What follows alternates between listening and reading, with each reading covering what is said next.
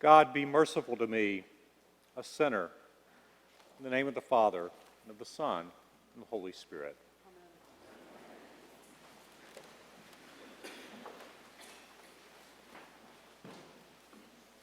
Have you ever been in the wrong place at the wrong time?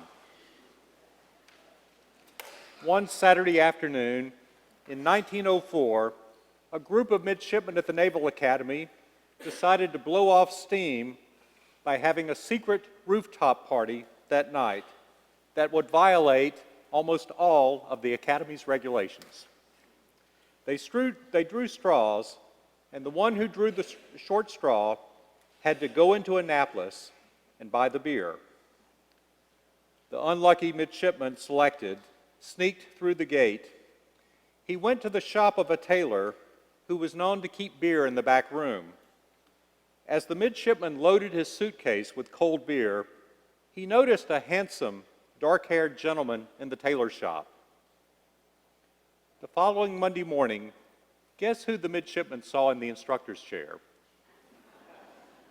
That same handsome, dark-haired gentleman, this time in uniform. He was Lieutenant Commander Levi Calvin Bertolet, who had just reported for duty at the Naval Academy. The midshipman sank in his seat and was horrified. He knew he would be summoned up at the end of the hour, and that would mean an early end to his naval career. He wondered how in the world he would ever be able to show his face in his tiny hometown of Kerrville, Texas. The whole town there had made it their year-long project to get him, their native son, into the Naval Academy. He wondered how he could ever face Mrs. Susan Moore, his teacher, who volunteered her afternoons, evenings, and weekends to tutor him to pass the entrance exam. He sank deeper and deeper into his chair as he came to terms with the dark truth. His life as he knew it was over. He might as well be dead. When the bell finally rang to end the hour, guess what happened? Nothing. The chances are that Commander Levi simply did not recognize the beer purchaser on Saturday, but the midshipman always believed otherwise. He knew at his core that he had been granted mercy. And that moment of feeling mercy defined the rest of his life. And that moment marked the real beginning of the naval career of Fleet Admiral Chester W. Nimitz, the man who led the Navy from the disaster of Pearl Harbor to the triumph of Midway in World War II. Mercy is at the heart of our gospel passage today. Notice that the Pharisee is standing by himself in the temple. His faith is based around his own individual scorecard of deserved reward. In essence, he says to God, "Thank you for who I am, and thank you for what I've done." And he adds, "Thank you most of all for what I'm not, especially not like that tax collector over there." The tax collector on the other side of the temple was among the most despised of the despised. Tax collectors were known to be cheats, collaborators, and utterly corrupt. And this tax collector was probably guilty as charged. But notice how he prays.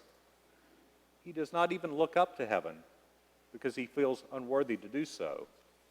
He beats his breast and cries out, "God, be merciful to me, a sinner."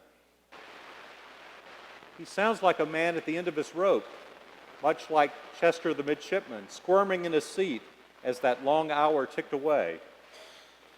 He sounds like a man who is near death. At first glance, this parable seems to be about humility and pride. But Robert Capon, an Episcopal priest who spent his whole life wrestling with the parables, writes that this story is less about humility and more about death and resurrection. The uncomfortable truth for both the Pharisee and the tax collectors is that they're both dead.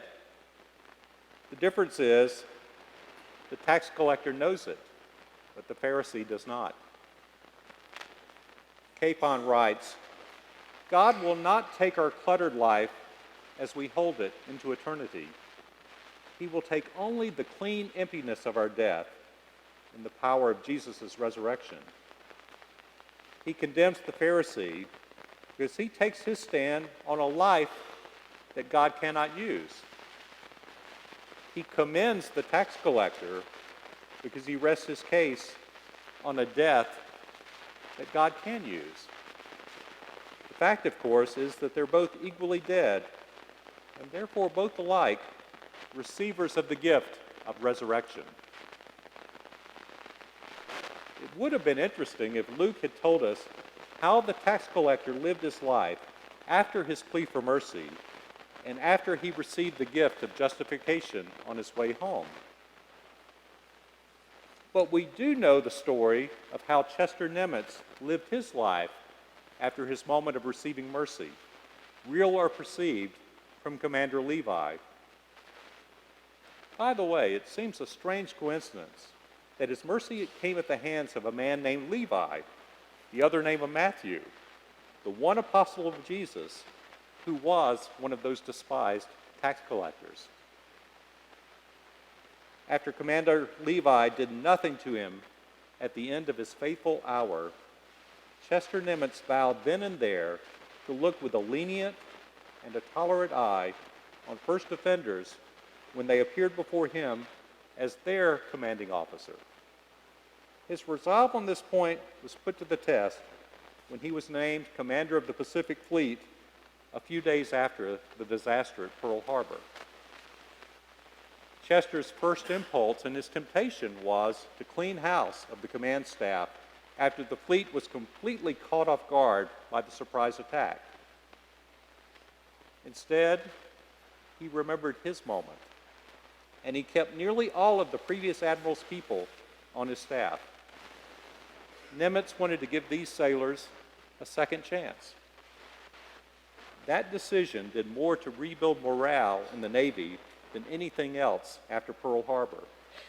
It had the practical effect, too, of allowing the Navy to focus on striking back rather than building a new staff.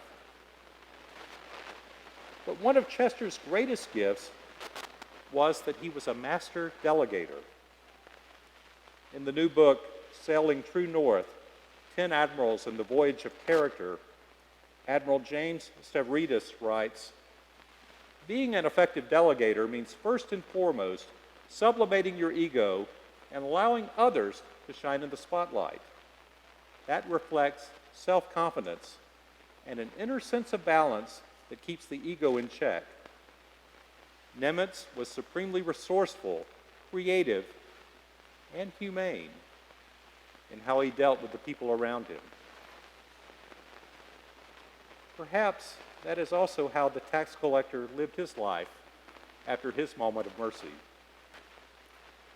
When we are given a second chance, a new life, there is something inside us that drives us to build up and to give new life to others.